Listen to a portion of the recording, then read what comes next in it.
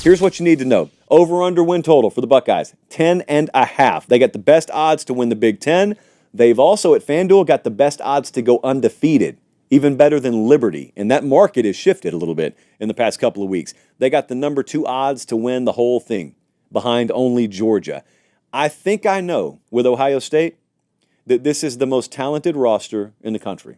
Today we will take an in-depth look at Ohio State's 2024 training camp, and we've got a lot to cover, from standout players to quarterback battles, new additions, and coaching changes. So let's dive right in and see what's happening in Columbus. But before I begin, I would really appreciate it if you would drop a like and subscribe. It only takes 5 seconds, plus you can always change your mind. We are on the road to 40K subscribers, and with your support, I believe we can get there super fast. So, the biggest story at camp has been the quarterback battle. Transfer Will Howard from Kansas State has been turning heads with his dual threat ability. In the third practice, Howard broke loose for an 80-yard run, showcasing the speed that made him a threat at K-State. He's been rotating with Devin Brown, Lincoln Keenholz, and Julian Sayin in 11-on-11 drills. Ryan Day hasn't named a starter yet, keeping the competition open. Day told the media, "We're still evaluating all our quarterbacks. It's a process, and we want to make sure we get it right." Freshman wide receiver Jeremiah Smith, the top recruit in the 2024 class, has been living up to the hype. He's made several acrobatic catches and seems to have instant chemistry with all the quarterbacks. On defense, Alabama transfer Caleb Downs has been everywhere. He picked off Julian Sayin in practice and has even been taking reps as a punt returner, so it looks like the Buckeyes found themselves a true playmaker. And the addition of Ole Miss transfer Quentin Judkins also has energized the running back room. Judkins has been splitting first-team reps with Travion Henderson, forming what could be one of the most dynamic backfields in college football. Running backs coach Carlos Lachlan has been praising Judkins' work ethic and ability to pick up the offense quickly. The biggest coaching change is the addition of Chip Kelly as offensive coordinator. Kelly's up-tempo offense is already making waves in practice. Players have mentioned the increased pace and complexity of the playbook. Day seems excited about the change, saying that Chip brings a wealth of experience and innovative ideas. We're all learning and growing together. The offensive line has also been a big focus in camp. Seth McLaughlin, a transfer from Alabama, has been working as the first-team center, though he did have one high snap in practice. Tegra Shabula and Carson Hinsman have been rotating at right guard, the only open starting spot on the line. In terms of defense, Jim Knowles has the unit looking sharp. Cornerback Jermaine Matthews Jr. has been taking reps at nickel safety, showing the versatility that Knowles loves. The defensive line, led by JT Tuilamalawau and Jack Sawyer, have been dominant in team drills. And I apologize if I mispronounced JT's last name. It is just so hard to say, it's like a tongue twister, but he is such a beast. Anyways, Tyleik Williams, who was named to the preseason watch list for the Outland Trophy, has also been impressive. Williams finished last season with 10 tackles for a loss and is expected to be a key player in the interior of the defensive line.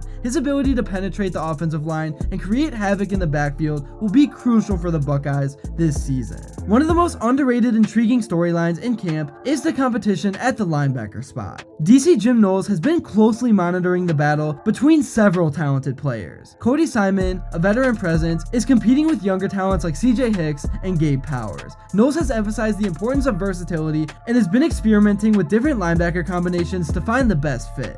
James Laurinaitis, the new linebackers coach, has been instrumental in developing this group. His experience and knowledge of the game are helping to evaluate the play of the linebackers, making them a more cohesive and effective unit. And the secondary is another area of strength for the Buckeyes. Cornerbacks Denzel Burke and Jordan Hancock have been locking down receivers in practice, showing excellent coverage skills and ball hawking abilities. Safety Lathan Ransom has also been a standout, providing leadership and stability in the back end of the defense. And Alabama transfer Caleb Downs has been a revelation. Not only has he been solid in coverage, but like I said, he's also been taking reps as a punter, showcasing his versatility and playmaking ability. Downs' ability to read the game and make quick decisions has made him a valuable addition to the secondary like none other. Jim Knowles has been implementing some strategic adjustments to keep the defense unpredictable. One notable change is the increased use of the nickel package, which allows more flexibility in coverage and better matchups against spread offenses. Jermaine Matthews Jr. has been taking reps at nickel safety adding depth and versatility to the secondary.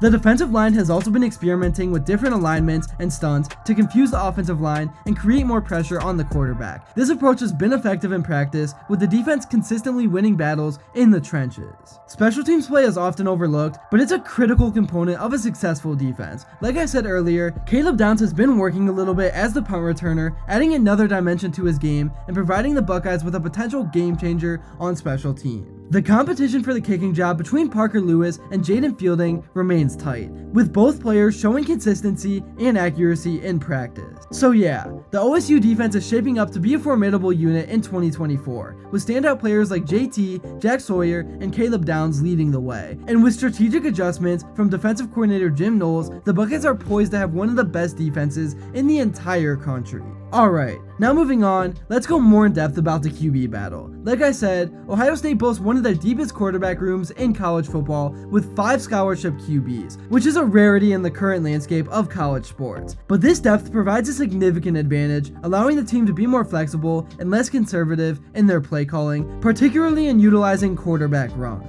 During the early days of training camp, Ryan Day and his coaching staff are focused on evaluating the quarterback's performances to make an informed decision. The competition is intense, with each guy getting opportunities to showcase their skills. Day's goal is to avoid the prolonged uncertainty that characterized last season's quarterback battle, which wasn't fully resolved until after the first few games. Howard is the most experienced quarterback in the room, having played 4 years at Kansas State with 27 career starts, 5,786 passing yards, and 921 rushing yards. But he has struggled with accuracy on deep throws. In the spring game, he completed only 2 of 6 passes over 10 yards and missed his only throw of 20 plus yards downfield. But personally, I do think he's the guy, and I can't wait to see how he does when it really matters. I want to talk about what the realistic expectations for this team are in 2024, because I think this team has a pretty easy schedule in terms of the Big Ten this season. And with the new playoff format, the regular season doesn't actually matter as much as we are used to. So good teams may take a game off, which isn't something we haven't really seen before. Now, I don't think anyone is actually going to try to lose on purpose or anything like that. That is not what I'm trying to say at all, but I think you get my point. So record-wise, I don't think anyone cares what Ohio State does. They just need to beat Michigan. That is the one thing they have to do, or else fans are going to turn on Ryan Day